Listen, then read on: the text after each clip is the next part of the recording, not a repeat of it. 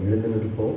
அவனுடைய சமூகத்தில் கிருபைக்காக நாம் காத்திருந்து காலைதோறும் அவருடைய கிருபைகள் புதிதாக இருக்கிறது என்று வேதத்தில் பார்க்கிறோம்.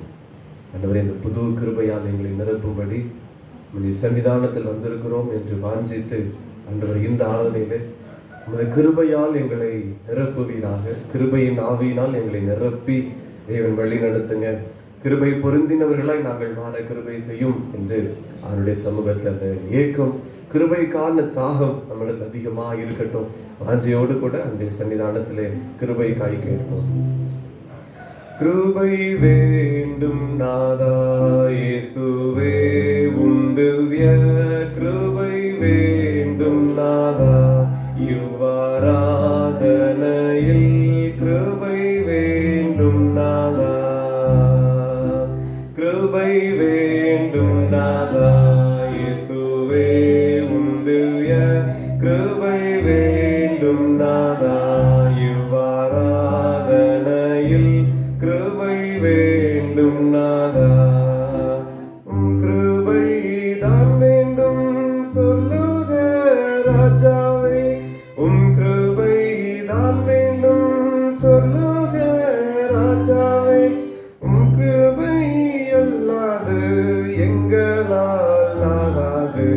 கிருபை வேண்டும் நாதா இயேசுவே, உந்திவ்ய கிருபை வேண்டும் நாதா, இவ்வாராதனையில் கிருபை வேண்டும் நாதா.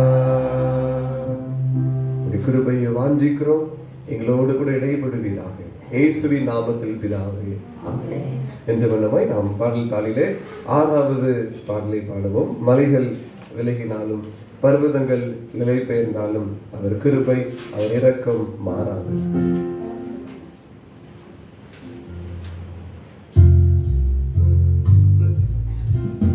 மலைகள் விலகி போனாலும் பர்வதங்கள் பெயர்ந்து போனாலும், மலைகள் விலகி போனாலும் பர்வதங்கள் பெயர்ந்து போனாலும், அவர் கிருபை அவர் இரக்கம் மாறாது எந்த வாழ்விலே.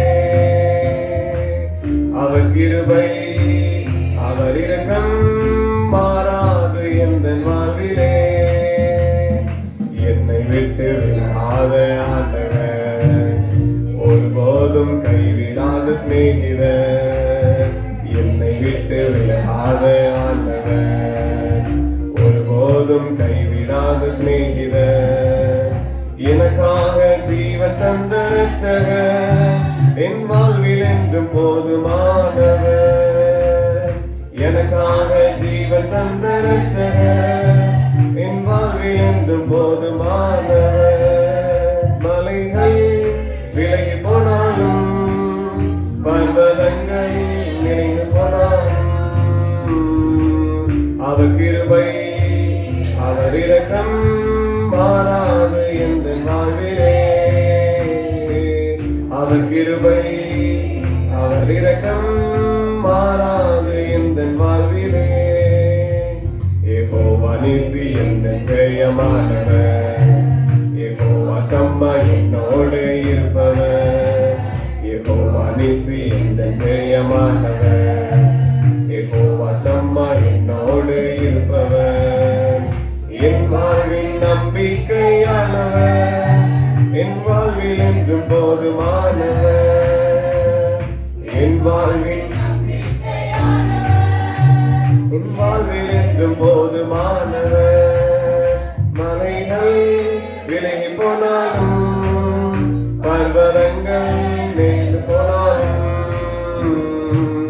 அவர் கிருபை அவர் இரக்கம் மாறாது எந்த வாழ்விலே. அவர் கிருபை அவர் இரக்கம் மாறாது எந்த வாழ்விலே. யெகோவா ராஃபா எந்தன் சுகமானவர், யெகோவா ரூவா எந்தன் மெய்ப்பரானவர். யெகோவா ராஃபா எந்தன் சுகமானவர், யெகோவா ரூவா எந்தன் மெய்ப்பரானவர். வலுவாமல் என்னை என்றும் காப்பவர், என்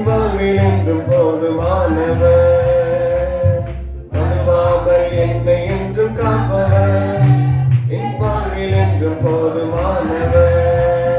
மலைகள் விலகி போனாலும் பர்வதங்கள் போனாலும் அவர் கிருபை அவர் இரக்கம் மாறாது இந்த வாழ்விலே. அவர் கிருபை அவர் இரக்கம் மாறாது இந்த வாழ்விலே. மலைகள் விலகி போனாலும் பர்வதங்கள் பெயர்ந்து போனாலும் மலைகள் விலகி போனாலும் பர்வதங்கள் பெயர்ந்து போனாலும் அவர் கிருபை அவர் இரக்கம் மாறாது இந்த வாழ்விலே. அவர் கிருபை அவர் இரக்கம் மாறாது இந்த வாழ்விலே. அவருடைய சமூகத்தில் நாம் நெஞ்சமனமாய் ஆண்டவரே உமது கிருபையால் எங்களை நிரப்பும் என்று கேட்போம். உமது கிருபையால் நாங்கள் நிலைநிற்கிறோம். இதுவரை நிற்கிறது உம்முடைய கிருபை, நிர்மூலமாகாதிருக்கிறது தேவரீருடைய சுத்த கிருபை. ஆண்டவரை கிருபைக்காக ஸ்தோத்திரம் என்று எல்லாரும் ஒரு நிமிடம் நம்ம எங்களை தன்னை ஸ்தோத்திரம் பண்ணுவோம். ஆண்டவரை உமது கிருபைக்காய் ஸ்தோத்திரம், ஆண்டவரே உமது கிருபைக்காய் ஸ்தோத்திரம். எங்களை விட்டு விலகாத கிருபை, எங்களை கைவிடாத கிருபை, எங்களுக்கு சுகமானவர், எங்களுக்கு பலனானவர், எங்கள் கேடகமானவர். கிருபையா எங்கள் மீது இருந்தீரே நன்றி ஆண்டவரே. தேவன் எங்கள் மீது கிருபையா இருந்தீரே நன்றி. உமது கிருபைக்காக நன்றி, இரக்கங்களுக்காக நன்றி, தயவுக்காக நன்றி ஆண்டவரே. எங்களை விலகாத தேவன். மலைகள் விலகி போனாலும் பர்வதங்கள் நிலை பெயர்ந்தாலும் என் கிருபை உன்னை விட்டு விலகாது என்று சொல்லியிருக்கிறீரே ஆண்டவரே. கிருபைக்காய் ஸ்தோத்திரம்.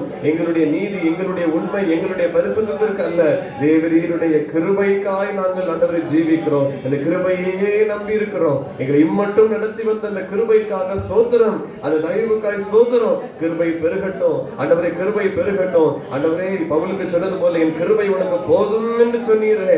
மோசே ஜெபித்தது போல நாங்களும் கேட்கிறோம் ஆண்டவரே. நாங்கள் எங்கள் வாழ்நாளெல்லாம் மகிழும்படிக்கு உமது கிருபையால் எங்களை திருப்தியாக்குங்க ஆண்டவரே. நாங்கள் வாழ்நாள் முழுவதும் மகிழ்வோடு வாழும்படிக்காக தேவனே உமது கிருபை எங்களுக்கு வேண்டும் ஆண்டவரே. கிருபையால் எங்களை நிரப்புவீராக, கிருபையால் எங்களை நிரப்புவீராக. எங்களை ஒப்பு கொடுக்கிறோம். எங்களுடைய காரியங்கள் வேண்டாம், நீர் உமது கிருபையை தந்து வழி நடத்துங்க. நம்முடைய கிருபையை தந்து வழி நடத்துங்க. எங்கள் தாளந்துகள் முயற்சிகள் அல்ல, உமது கிருபை போதும் ஆண்டவரே. உமது கிருபை போதும். எங்கள் வாழ்நாளில் உமது கிருபையால் நாங்கள் ஜீவிக்க, உமது கிருபையால் சகலவற்றை செய்து முடிக்க தேவனே கிருபை தாங்க. எங்களுக்கு அரணானவர், எங்கள் கேடகமானவர், எங்களுக்கு கிருபையாய் இருப்பீராக. ஆயக்காரன் ஜெபித்தது போல கேட்கிறோம் ஆண்டவரை. பாவியாகி எங்கள் மீது தேவன் கிருபையாய் இருப்பீராக, கிருபையாய் இருப்பீராக. தாழ்மை உள்ளவனை கர்த்தர் நோக்கி பார்க்கிறேன், அவனுக்கு கிருபையை கொடுக்கும்படி தேவன் நோக்கி பார்க்கிறேன். ஆண்டவரே எங்களை தாழ்த்துகிறோம் ஆண்டவரே. நாங்கள் ஒன்றுமில்லாதவர்கள், தூளும் சாம்பலுமான ஜனங்கள். நாங்கள் ஒரு புழு மனுஷன் அல்ல, அற்பமானவர்கள். இப்படி சமூகத்தில் ஒப்பு கொடுக்கிறோம். எங்களால் ஒன்றும் இல்லை, நாங்கள் அற்பமானவர்கள். தாழ்த்துகிற ஆண்டவரே, உடைய சமூகத்துக்கு முன்பதாக நாங்கள் ஒன்றுமில்லை, அர்ப்பணிக்கிறோம். எங்களை ஒரு கிருபையால் நிரப்புவீராக. தாழ்மையுள்ளவனை நோக்கி பார்க்கிற தேவன் ஒரு கிருபையால் எங்களை நிரப்புங்க, கிருபையால் எங்களை நிரப்பி வழி நடத்துங்க. ஒரு வார்த்தை தொடர்ந்து எங்கள் மத்தியில் வெளிப்படுவதாக. தேவ கிருபை எங்கள் மத்தியில் தொடர்ந்து ஆளுகை செய்யட்டும். ஒரு கிருபை இல்லாமல் எங்கள் ஒன்றும் செய்யக்கூடாது.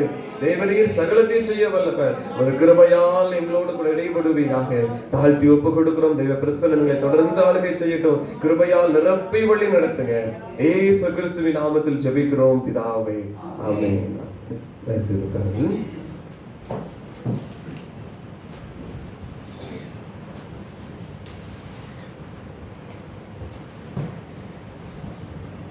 இந்த நாளிலும் இந்த காலை ஆரம்பில் வந்திருக்கிற எல்லாரையும் வாழ்த்துகிறேன். தொடர்ந்து கிருபையை குறித்ததான இந்த தியானத்திலே நாம் பங்கு பெறும்படி அவர் கிருபை செய்து கொண்டிருக்கிறார். ஆகவே கிருபையை குறித்து நாம் அதிகமாய் தியானிப்பதும் கிருபைக்கு ஒப்பு கொடுப்பதும் நம்முடைய வாழ்வின் மேன்மையாக இருக்கட்டும். ஏனென்றால் நிறைய காரியங்களை நாம் பார்க்கிறோம். மோசே சொல்லுகிறது போல வாழ்நாளெல்லாம் நாங்கள் கலிகூர்ந்து மகிழ வேண்டும். ஆனால் ஒன்றே ஒன்று தேவை, உமது கிருபை. ஆண்டவர் கிருபையால் எங்களை திருப்தியாக்கும் என்கிற அந்த தாகத்தோடு கர்த்தருடைய சமூகத்தில் தினந்தோறும் அமர்ந்திருப்போம். நம்முடைய வாழ்நாளில் மகிழ்ந்து களி கூறும்படி சஞ்சலங்கள், வருத்தங்கள், வியாதிகள் இன்றி தேவ கிருபையால் ஆண்டவர் நம்மை நடத்துவாராக. தேவ கிருபை இல்லாமல் நம்மால் ஒன்றும் செய்யக்கூடாது. பாருங்கள், தொடர்ந்து நாம் கிருபையை குறித்து தியானிக்கலாம். கர்த்தர் நம்மோடு கூட இடைப்படுவாராக. ஒருவேளை அநேக மாதங்களுக்கு முன்பதாக கர்த்தர் இந்த காரியத்தை குறித்து வெளிப்படுத்தினபடியால் இந்த கிருபையை குறித்து நாம் இந்த தொடர்ச்சியாக தியானித்துக் கொண்டிருக்கிறோம். ஆகவே கர்த்தர் நம்மை நிச்சயித்து கிருபையின் ஆவியை நம் மீது ஊற்றி தேவன் வழி நடத்துவாராக. கிருபை பொருந்தினவர்களாக நாம் மாறும்படி ஆண்டவர் நமக்கு கிருபை செய்திருக்கட்டும். கடந்த நாளிலே நாம் தியானித்தோம். முதலாவது, இந்த கிருபையை குறித்து தியானிக்கிற போது நாம் என்ன செய்ய வேண்டும், இந்த கிருபையை பெற்றுக்கொள்ள நாம் என்ன செய்ய வேண்டும் என்று மோசேயின் ஜெபத்தை நாம் முதலாவது பார்த்து, அதை தொடர்ந்து நாம் தாழ்மையை குறித்து பார்த்தோம். சாலமோன் நீதிமொழிகளிலே எழுதியிருந்தார், தாழ்மை உள்ளவர்களுக்கு கர்த்தர் கிருபை அளிக்கிறார் என்று. அதே காரியத்தை யாக்கோபும் எழுதுகிறார். அதை தொடர்ந்து பேதுருவும் 1 பேதுருவிலே அவர் எழுதியிருக்கிறார். ஆகவே 3 பேர் தாழ்மை உள்ளவர்களுக்கு தேவன் அளிக்கிற கிருபையை குறித்து எழுதியிருந்தார்கள். ஆகவே தாழ்த்துகிற ஒரு மனுஷனுக்கு முதலாவது கிருபை என்று நாம் தியானித்தோம். இந்த நாளிலும் தொடர்ந்து அந்த கிருபையின் ஆவியை குறித்து நாம் தியானிக்கலாம். கிருபை என்பது ஒரு வல்லமை உள்ளது. ஏதோ கிருபை என்று சொல்லுகிறார்கள் என்பதாய் நாம் அற்பமா எண்ண வேண்டுவதில்லை. கிருபைக்கு ஒரு வல்லமை உண்டு, கிருபைக்கு ஒரு சக்தி உண்டு. அதனால்தான் அந்த கிருபையை வாஞ்சிக்கிறோம், அதனால்தான் அந்த கிருபையை தேடுகிறோம். அதை தான் நாம் பார்க்க போகிறோம். 2 கொரிந்தியர் 12ஆம் அதிகாரம் 10ஆம் வசனத்தை எடுத்தவர்கள் வாசிக்கலாம். 2 கொரிந்தியர் 12:10.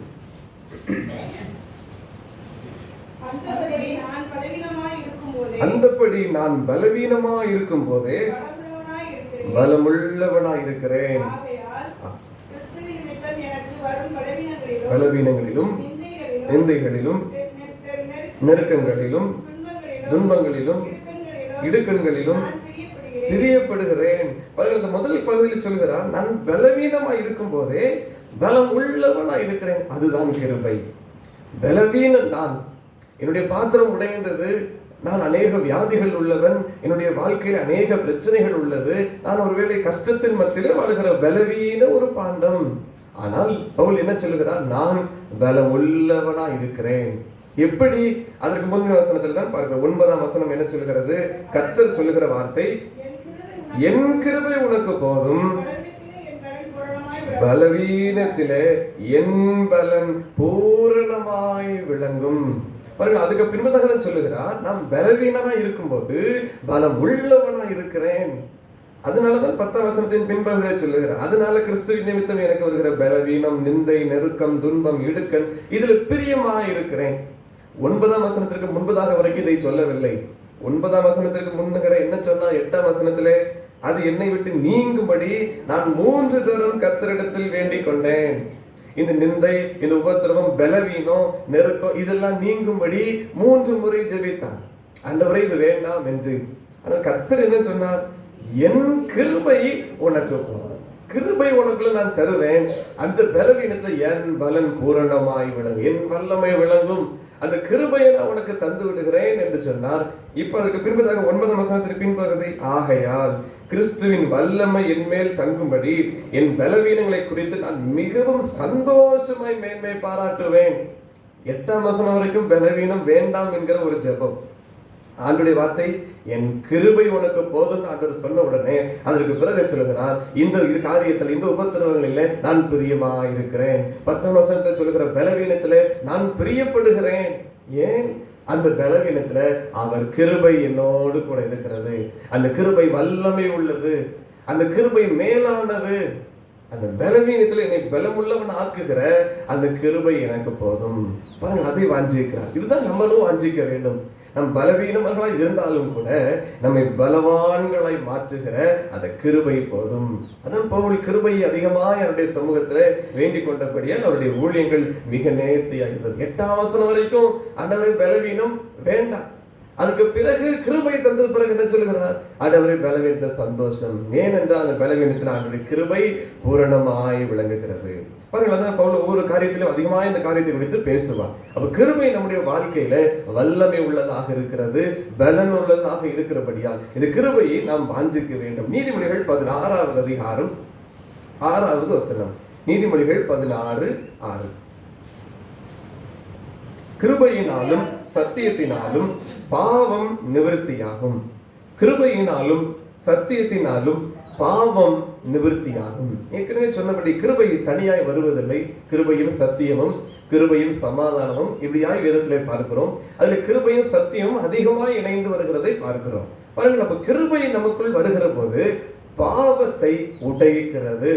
நம்மை சுற்றி இருக்கிற பாவம் என்கிற அந்த காரியத்தை உடைத்து நம்மை பரிசுத்தம் உள்ளவர்களாய் மாற்றுகிறது. 2 பேர் ஆலயத்திற்குள் போனார்கள். 2 பேரும் பாவிகளாய் உள்ளே போனார்கள். ஒருவன் அங்கே ஆளுடைய சமூகத்தை நான் நல்லவன் என்று சொல்லி ஜெபித்தான். தூரத்திலிருந்து ஒருவன் மார்பிலை அடித்துக் கொண்டு சொன்னான், பாவியாகி என் மேல் கிருபையாயிரும் என்று அந்த கிருபைக்கு முக்கியத்துவத்தை கொடுத்தான். அந்த கிருபை அவனை எப்படி அனுப்பினது? திருப்பி வெளியே போகிற போது பாவியாய் அல்ல, அவன் நீதிமானாய் திரும்பி போனான். பாவத்தை உடைத்து அவன் வாழ்க்கையே உருவாக்கிட்டு பாருங்கள். இதுதான் கிருபையின் வல்லமை. உள்ளே வருகிற பொழுது அவன் அநியாயக்காரன். உள்ளே வருகிற போது அவன் அக்கிரமங்கள் மிகுந்தவன். அவன் எல்லா பாவ கட்டுகளுக்குள் இருந்தவன். திரும்பி போகிற போது எப்படி கிருபை மாற்றினது? அவன் நீதிமானாய் போனான். அவன் பரிசுத்தவானாய் திரும்பி போனான். இதுதான் கிருபையினுடைய வல்லமை. கிருபை நம்முடைய பாவங்களை உடைய தெரியும், நிவர்த்தியாக்கும். ஆயக்காரனை போல நாம் அதிகமாய் ஒப்பு கொடுத்து ஜெபிக்க வேண்டும். ஆண்டவரே, பாவியாகி எங்கள் மேல் கிருபையாயிரும். அது கிருபை நம்முடைய பாவங்களை எல்லாவற்றிலிருந்து நம்மை விடுதலையாக்கி நம்மை பரிசுத்தமாய் மாற்றுகிறது. யோவான் 1 அதிகாரம் 14 வசனம். யோவான் 1:14.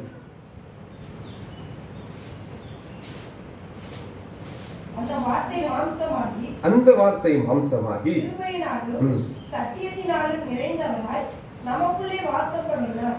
அவருடைய மகிமையை கண்டோம். அது பிதாவுக்கு ஒரே பேரானவருடைய மகிமைக்கு ஏற்ற மகிமையாக இருந்தது. பாருங்கள், அந்த வார்த்தையாகிய தேவன் மாம்சமாகி இயேசுவாய் இந்த உலகத்திற்கு வந்தார். அவர் கிருபையினாலும் சத்தியத்தினாலும் நிறைந்தவராய் நமக்குள்ளே வாசம் பண்ணினார். நமக்குள் வாசம் பண்ணுகிற இந்த கிருபையானவர் சத்தியமானவர். அதான் ஆவியானவருக்கு ஒரு பெயர் கொடுக்கப்பட்டிருக்கிறது, கிருபையின் ஆவியானவர். இந்த கிருபையின் ஆவியானவர் நமக்குள்ளே வாசம் பண்ணுகிறார். கிருபையின் ஆண்டவர் நமக்குள் வார்த்தையாய் நமக்குள் வாசம் பண்ணுகிறவர்.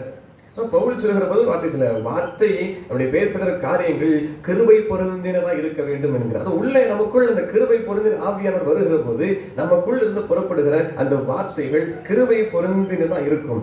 யோவானிலே நீங்கள் பார்க்கலாம், நானே வழி, நானே சத்தியம், ஜீவன் என்று சொல்லுகிறார். நானே நல்ல மேய்ப்பன் என்கிறார். நானே திராட்சை செடி என்கிறார். இப்படி ஒவ்வொரு காரியங்களாய் சொல்லிக்கொண்டே போகிறார். 7 காரியங்களை நானே நானே என்று சொல்லியிருக்கிறார். எல்லாவற்றிற்கும் முன்பதாக இந்த 14ஆம் வசனத்துல முதல்ல என்ன சொல்லியிருக்கிறார்?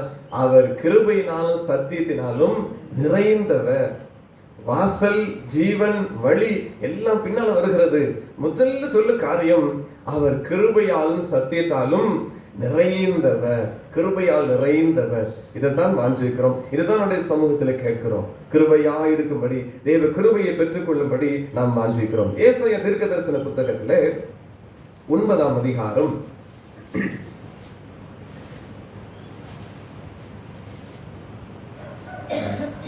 6ஆம் அதிகாரம் மணியும் ஏசாயா 6ஆம் அதிகாரத்திலே பாருங்கள், அங்கே ஆராதனை செய்கிறதை உயரமும் உன்னதமான சிங்காசனத்தில் வீற்றிருக்கிற தேவனை காண்கிறார். தேவாலயத்தில் அவர் வஸ்திரத்தங்கள் நிறைந்திருக்கிறது. பாருங்கள், இப்போ சேனைகளின் கர்த்தர் பரிசுத்தர் பரிசுத்தர் என்று அவருடைய நாமத்தை குறித்து மகிமைப்படுத்தி எல்லாரும் கூப்பிடுகிறார்கள். இப்போது பாருங்கள், பாவ உணர்வும் பரிசுத்த ஏக்கமும் இந்த தீர்க்கதரிசிக்கு வருகிறது. அதற்கு பின்பதாக என்ன நடைபெறுகிறது? 6ஆம் வசனத்தை வாசிக்கலாம். ஏசாயா 6:6. ஒருவன் பலிபீடத்திலிருந்து தன் கையிலே பிடித்த குரட்டால் ஒரு நெருப்பு தழலை எடுத்து என்னிடத்தில் பறந்து வந்து அதனால் என் வாயை தொட்டு, இதோ இது உன் உதடுகளை தொட்டதினால் உன் அக்கிரமம் நீங்கி உன் பாவ நிவர்த்தியானது என்றார். பாருங்கள், பழைய ஏற்பாட்டிலே ஒரு காரியத்தை பார்க்கிறோம். பரிசுத்தப்படுத்துவதற்கு, சுத்திகரிப்பதற்கு அக்கினி பயன்படுத்தப்பட்டது. இங்கே இயேசு சொல்கிறார், ஐயோ நான் அதமானேன், நான் அசுத்த உதடுள்ள மனுஷன், அசுத்த உதடுகள் உள்ள மனுஷர்கள் மத்தியிலே வாசம் பண்ணுகிறவன் என்று சொல்லி அவர் சொல்லுகிற போது, 5ஆம் வசனத்தை சொல்லுகிற போது, தேவதூதன் என்ன செய்கிற, சேராபின் என்ன செய்கிற ஒருவர் அந்த நெருப்பு தழலை எடுத்து வந்து 7ஆம் வசனத்தை பார்க்கிறோம், உன்னுடைய வாயை தொட்டு உன் உதடுகளை தொட்டதினால் அக்கிரமம் நீங்கி பாவம் நிவர்த்தியானது. பலிபீடத்திலே அக்கினி வந்தது, பரிசுத்தப்படுத்தினது. அந்த பலியை அங்கீகரித்து அதை செலுத்தவர்களை பரிசுத்தமாய் அனுப்பினது. புதிய ஏற்பாட்டிலே கிருபையை பரிசுத்தமாக்கினது. கிருபை ஒவ்வொருடைய பாவங்களை உடைத்தது. ஆயக்காரன் ஆவியாய் ஆலயத்திற்குள் வந்து கிருபையாயிரும் என்று கேட்டான். அந்த கிருபை திரும்பி போகிற போது அவனை நீதிமானாய் மாற்றினது. இந்த எப்படி இந்த அக்கினி அவனுக்கு அங்கே ஏசாயர் உதரை தொட்டு அது நிமித்தம் அக்கிரமம் நீங்கி பாவம் நிவர்த்தியானதோ, இதே போல கிருபை அக்கிரமங்களை நீக்கி பாவத்தை நிவர்த்தியாக்கினது. பாவத்தை முதலாவது உடைக்கிறது. எல்லாவற்றையும் உடைத்து நமக்கும் ஆண்டவருக்கும் உள்ள தடைகளுக்கெல்லாம் இந்த பாவங்களை அது உடைத்து நம்மை புது சிருஷ்டியாய் மாற்றுகிறது. இந்த கிருபையும் சத்தியமும் நம்மை புது சிருஷ்டியாய் மாற்றுகிறது என்று வேதத்தில் பார்க்கிறோம். யோவான் 1 அதிகாரம் 16 வசனம். யோவான் 1:16. அவருடைய பரிபூரணத்தினால் நாம் எல்லாரும் கிருபை மேல் கிருபை பெற்றோம். பாருங்கள், அவருடைய பரிபூரணத்தினால் நாம் கிருபையின் மேல் கிருபை பெற்றிருக்கிறோம் என்று வேதம் சொல்லுகிறது. அந்த பரிபூரணம் நம்மை கிருபையால் நிரப்புகிறது. இந்த கிருபையின் சத்தியத்தினால் நிறைந்தவர். இந்த பரிபூரணத்தினாலே நாம் கிருபை பெற்றவர்களாக இருக்கிறோம். நீதிமொழிகள் 3 அதிகாரம் 3 வசனம். நீதிமொழிகள் 3:3. கிருபையும் சத்தியமும் உன்னை விட்டு விலகாதிருப்பதாக. நீ அவைகளை உன் கருத்திலே கொண்டு அவைகளை உன் இருதயமாகிய பலகையில் எழுதிக்கொள். பாருங்கள், கிருபையும் சத்தியமும் உன்னை விட்டு விலகாதிருப்பதாக. இந்த கிருபை விலகிவிட்டால் நம்மால் ஒன்றும் செய்ய முடியாது. அவருடைய கிருபை தான் நமக்கு ஒவ்வொரு நாளும் நம்மை வாழ வைக்கிறது. அவருடைய கிருபை தான் நமக்கு ஜீவன் தந்திருக்கிறது. நான் செய்தேன், நான் பிரயாசப்பட்டேன் என்பதற்கு அல்ல, நான் ஓடினதினால் என் ஜீவனோடு இருக்கிறேன் என்பதல்ல அல்ல. ஆண்டவர் என் மீது நினைவாயிருந்தால் இந்த சுவாசத்தை தந்திருக்கிறார். ஆண்டவர் என் மீது நினைவாயிருந்தபடியால், கிருபையாயிருந்தபடியால் இன்று என்னை வாழ வைத்திருக்கிறார். என் குடும்பத்தை ஆசீர்வதித்திருக்கிறார், பிள்ளைகளை ஆசீர்வதித்திருக்கிறார். அப்போ நம்மாலும் ஒன்றுமில்லை, அவருடைய கிருபையால் தான் எல்லாம். ஆகவேதான் வசனத்தை பார்க்கிறோம், கிருபையும் சத்தியமும் உன்னை விட்டு விலகாதிருப்பதாக. அந்த கிருபை விலகிவிட்டால் ஒன்றும் செய்ய முடியாது. உள்ளே 2 பேர் வந்தார்கள் ஆலயத்திற்குள்ளே. ஒருவன் நீதிமானாய் புது சிருஷ்டியாய் போனான், மற்றொருவன் உள்ளே வந்த விதமாய் திரும்பி போனான். அவனுக்கு ஆசீர்வாதங்கள் இல்லை. அப்போ தேவ சமூகத்தில் வந்துவிட்டு நாம் வெளியே போகிற போது கிருபை பெற்றவர்களாய் இருந்தால்தான் ஆசீர்வாதங்களை பெற்று நீதிமானாய் போக முடியும். இல்லை என்றால் இங்கே வந்து ஜெபித்து விட்டு அதே போல போன மனுஷனை போல நம்முடைய காரியங்கள் மாறிவிடும். இந்த பாயக்காரனை போல அடுத்த கிருபையாயிரும் என்று கிருபைக்கு இடம் கொடுத்தால், இந்த கிருபை நம்மை விட்டு விலகாதிருந்தால் நாம் ஆண்டவருக்குள் இன்னும் பலப்பட முடியும், இன்னும் ஆசீர்வாதங்களை பெற்றுக்கொள்ள முடியும். அந்த கிருபையை எப்படி நாம் அணிந்து இருக்க வேண்டுமாம்? அவைகளை உன் கழுத்திலே பூண்டு அவைகளை உன் இருதயமாகிய பலகையில் எழுதிக்கொள். 2 அனுபவம் சொல்லப்பட்டிருக்கிறது. ஒன்று வெளிப்புற அனுபவம், ஒன்று உள்புறமான ஒரு அனுபவம். நீ அவைகளை உன் கழுத்திலே பூண்டு. அது இதை குறிக்கிறது. நம் கிருபை பொருந்தினவர்கள் என்பது மற்றவர்கள் நம்மை பார்க்கிற போது தெரியத்தக்கதாக நம் கிருபை பொருந்தினவர்களாக இருக்க வேண்டும். கழுத்திலே ஒரு நல்ல ஒரு செயின் ஒன்றை நாம் அணிந்திருந்தால், ஒரு நெக்லஸை அணிந்திருந்தால் பார்க்கிறவர்கள் அதை பார்த்தவுடன் தெரியும். ஒரு மனுஷனை பார்த்தவுடன் கழுத்தில் அணிந்திருக்கிற அந்த காரியம் தெரியும்.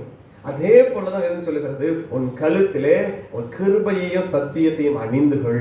கிருபை நம்மை சுற்றி இருக்க வேண்டுமா? அப்ப நம்மை பார்க்கிறவருடைய கண்கள்ல என்ன கிருபை கிடைக்கும். பார்க்கிறவர்கள் கண்களில் கிருபை கிடைத்தால் இந்த உலகத்திலே நாம் மேன்மைக்கு போக முடியும். பாருங்க, ஒரு இன்டர்வியூ நடந்தது. பெரிய ஒரு அதிகாரம், ஒரு ஸ்தலம், ஒரு பெரிய முக்கிய ஸ்தலம். வரிசையில எல்லாரும் நின்று கொண்டிருக்கிறார்கள். தங்களுடைய நம்பர் கொடுக்கப்பட்டபடி நின்று கொண்டிருக்கிறார்கள். அதிகாரி ஒவ்வொருவரையாக அழைத்து ஒவ்வொரு காரியங்களாய் கேட்டுக்கொண்டே இருக்கிறார். ஒருவர் சைடிலே வந்து நின்றாலும் கூட உடனே அவனை சரி செய்து உள்ளே நின்று என்றார். ஏன் என்றால் அவன் முன்னாடி போய்விடுவான் என்று எல்லாரும் அப்படியே சரியாக இருக்கிறார்கள். முன்னாடி நின்ற அதிகாரி இடையில் இருக்கிற மனிதனை கூப்பிட்டான். நீ வா, உன்னுடைய முகத்தை பார்த்தால் பிரகாசமாக நீ வா என்று கூப்பிட்டான். அதிகாரி கூப்பிடும்போது யாராவது விடாமல் இருக்க முடியுமா? அதிகாரியே கூப்பிட்டு விட்டான். தானாய் முன்பதாக வந்தால்தான் சண்டை. அதிகாரியே கூப்பிட்டு விட்டான். முன்னாடியே போனான். முகத்தை பார்த்தவுடன் எனக்கு ரொம்ப உன்னை பிடித்திருக்கிறது, உனக்கு வேலை தருகிறேன் என்று உடனே அவருக்கு பணி. இதுதான் அதிகாரிகள் கண்ணில் தயவு கிடைக்க வேண்டுமானால் முகம் தேவனுடைய கிருபையால் நிறைந்திருக்க வேண்டும். அந்த வசனத்துல அந்த முதல் அனுபவம் அதான் சொல்லுகிறது, கழுத்திலே கொண்டு. அப்ப வெளிப்புறமாய் நம்மை பார்க்கிற ஜனங்கள் மத்தியிலே நமக்கு கிருபை, அதிகாரிகள் கண்களில் தயவு கிடைக்கும்படி அவர் கிருபை செய்கிறார். தானியேலுடைய காரியத்துல தான் பார்க்கிறோம், அடிமைக்கு கிருபை கிடையாது, அடிமைக்கு ஆசீர்வாதங்கள் கிடையாது. பரவ தேசத்துல அடிமை வந்திருக்கான் என்றால் அவனுக்கு எந்த ஒரு நன்மையும் கிடையாது. ஆனால் ராஜாவுடைய கண்கள்ல தானியேலுக்கு கிருபை கிடைத்திருந்தது. அதன் சிங்கக்கபில போட்டாலும் கூட ராஜாவுக்கு விழித்திருக்கிறார், ராஜாவுக்கு தூக்கம் வரவில்லை. அவன் கதையிலே வந்து கேட்கிறான், இடைவிடாமல் ஆராதிக்கிற தேவன் தப்புவிக்க வல்லவராய் இருந்தாரா என்று கேட்கிறான். இதுதான் பாருங்கள் கிருபை. அவனுடைய கண்கள், மனுஷருடைய கண்கள்ல, அதிகாரிகள் கண்கள்ல, உயர ஸ்தலங்களில் இருக்கிற கண்கள்ல தயவு கிடைக்கும்படி கர்த்தர் கிருபை செய்வார். ஆகவே நம்முடைய கழுத்திலே இந்த கிருபை அணிந்திருக்க வேண்டும். பார்க்கிறவர்கள் அதை அணிந்து, நம்மை பார்க்கிறவர்கள் கிருபை பொருந்தினவர்கள், இவர்கள் கிருபையில நிறைந்தவர்கள் என்று சொல்லத்தக்க நாம் மாற வேண்டும். இரண்டாவது அனுபவம் அதில் சொல்லப்பட்டிருக்கிறது, அவைகள் இருதயமாகிய பலகையில் எழுதிக்கொள்.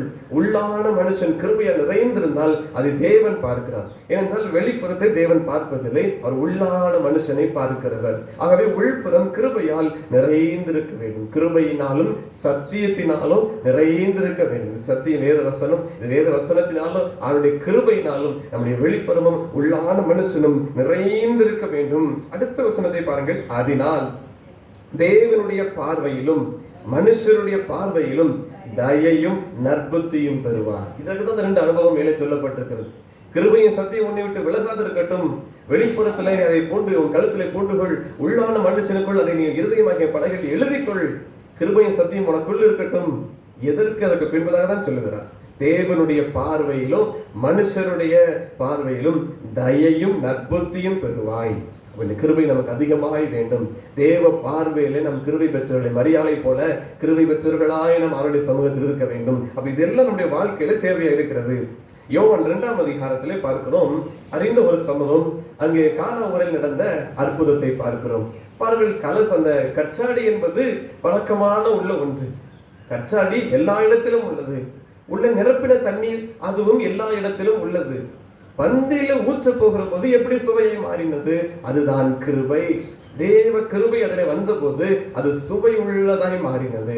நாம் நம்முடைய மண்பாண்டங்கள் நம் ஒருவேளை வழக்கமான உள்ளவர்களாக இருக்கலாம், நமக்குள் இருக்கிற காரியங்கள் எல்லாம் அற்பமானவைகளாக இருக்கலாம். ஆனால் இந்த கிருபையும் சத்தியமும் நமக்குள் வந்தால் சுவை மிகுந்ததை மாறுவோம், தேவ மகிமை பொருந்தினதாய் நாம் மாறுவோம்.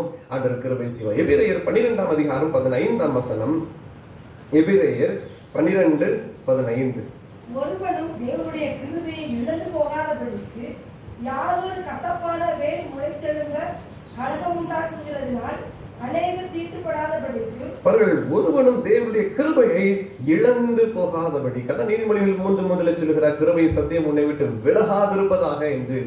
அந்த கிருபை தான் நமக்கு வேண்டும். அது வல்லமை உள்ளது. அந்த கிருபை நம்மை பாவங்களை நிவர்த்தியாக்கும். நமக்குள்ள ஒரு வல்லமையை கொடுத்து தேவன் பயன்படுத்துகிற ஒரு உன்னத பாத்திரங்களாய் மாறும். சுவை மிகுந்ததை நம்முடைய வாழ்வு மாறும்.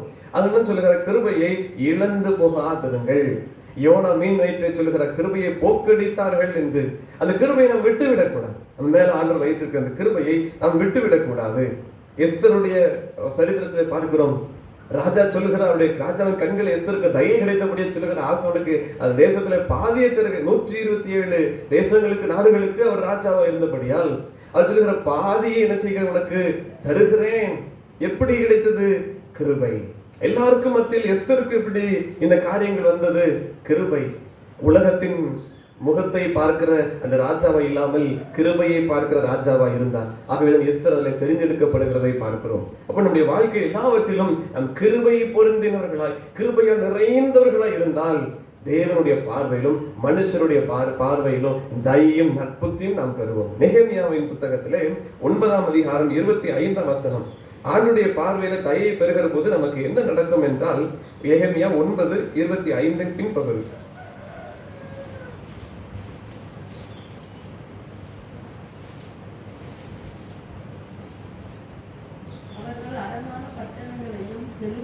கடைசி பகுதி.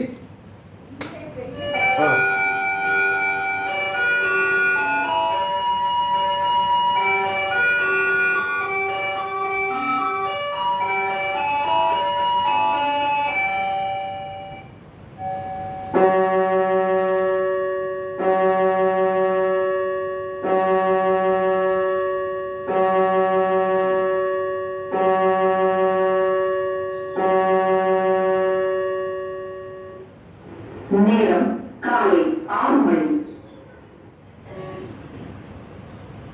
நீதியையும் தயையையும் பின்பற்றுகிறவன் ஜீவனையும் நீதியையும் மகிமையையும் கண்டடைவான். நீதிமொழிகள் 21:21. He who turns pursues righteousness and love finds life, prosperity and honor. Proverbs 21:21. உம்முடைய பெரிய தயையினால் செல்வமாய் வாழ்ந்தார்கள். உம்முடைய பெரிய தயையினால் செல்வமாய் வாழ்ந்தார்கள். கிருபையும் சத்தியம் நமக்குள் வந்தால் தேவ தயவை நம்ம பெற்றுக் கொள்கிறோம். வசனம் என்ன சொல்லுகிறது?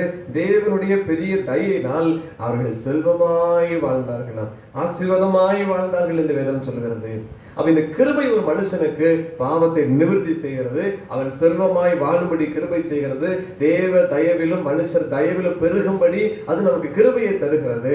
ஆகவேதான் இதை அதிகமாய் நாம் வாஞ்சிக்க வேண்டும். சங்கீதத்தின் புத்தகம் 138 சங்கீதம் 6வது வசனம். சங்கீதம் 138:6. கர்த்தர் உயர்ந்தவராயிருந்தும் தாழ்மை உள்ளவனை நோக்கி பார்க்கிறார். அவர் மேன்மை உள்ளவர், உயர்ந்தவர், சகலவற்றிற்கும் மேலானவராய் இருந்தாலும் அவர் யாரை பார்க்கிறாராம்? தாழ்மை உள்ளவனை நோக்கி பார்க்கிறார். எதற்கு தாழ்மை உள்ளவனை ஏன் நோக்கி பார்க்கிறார்? அவனுக்கு கிருபையை கொடுக்க. அதான் அன்றைய தியானித்தோம்.